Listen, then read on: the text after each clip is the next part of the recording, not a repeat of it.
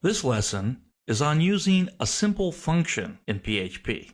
Actually, we're going to code this function. We've been using functions for a while now, but we've been using the functions that come with PHP instead of ones that we get to make up ourselves. So, we have a very simple web page here. First name, Steve. Submit the button. Hi, Steve. Not a whole lot happening here. We've seen this kind of thing before, but let's look at the code. The form, just briefly, is the simple HTML form you're used to, first name, and a submit button calling the PHP code. Let's look at that. Now, come down here.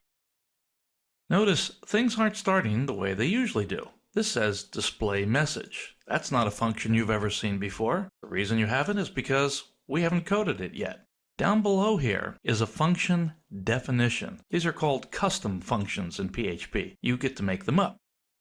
Message abbreviated. Notice how I put the little parentheses at the end of this function name? Has to be done. Simply required. Later on, we're going to see how we use the space between those parentheses to pass data to the function, but right now it's empty. First, we'll look at this definition. Keyword I put in front of my name is just the word function.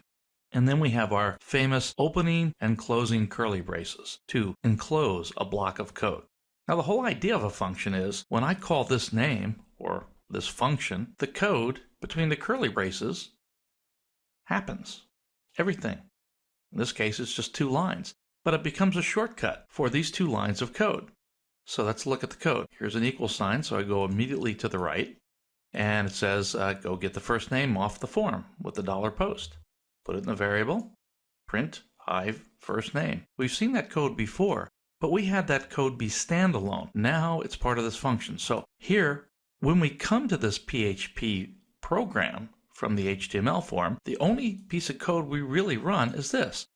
It says go do the code in that function, and then it does it, and then the program's over. Now here's the deal. All of this code, the function definition and the code in it, none of that will run by itself. This has to be called with a function call like I'm doing here. That's key. Without a call, that function definition code will never do anything. It just sits there being defined, but never called. This ends our lesson on doing a simple function with PHP.